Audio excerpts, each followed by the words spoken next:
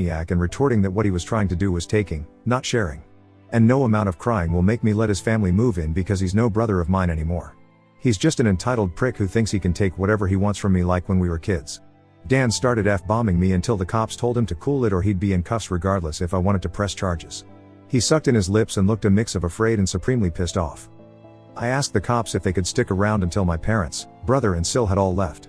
And they said they had no intention of going anywhere until this had been resolved.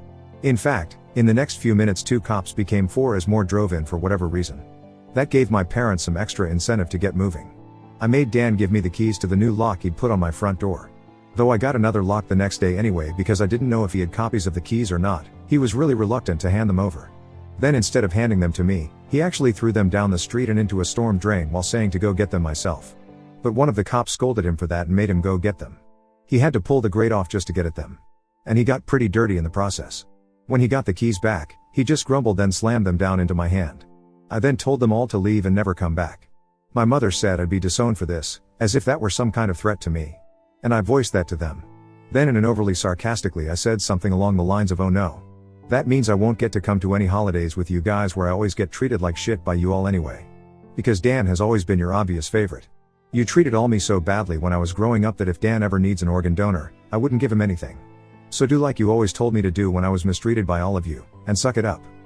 My parents were floored after I said all of that. And the quartet of cops were looking pretty judgmental at them as well. I tell you, if you want to put nasty parents like mine on the spot, confront them in front of cops. Because they'll likely not try anything really stupid then. My mother just started crying and walking away. My father just stood there looking like he wanted to hit me. And Dan just held his kids in defeat. Oh, and Sil was off having a tantrum in my front lawn. Soon enough they all formed a line handing out boxes and got their stuff out of my house. Nothing had been unpacked yet. So it all was taken out pretty quickly. But while doing it, my mother kept saying it wasn't too late, and I could still do it for Dan several times. Each time trying to bargain more and more to try to make me change my mind.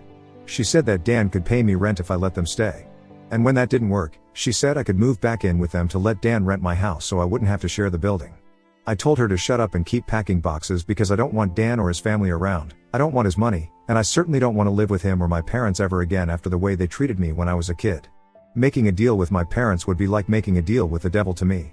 Sil ended up having another tantrum after hearing that and threw a box down, then sat on the ground to have a pity party because she didn't want to go back to sharing a house with my parents.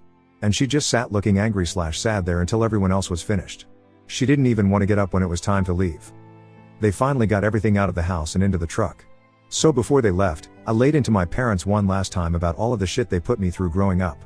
And with 4 cops being right there, they couldn't do much other than stand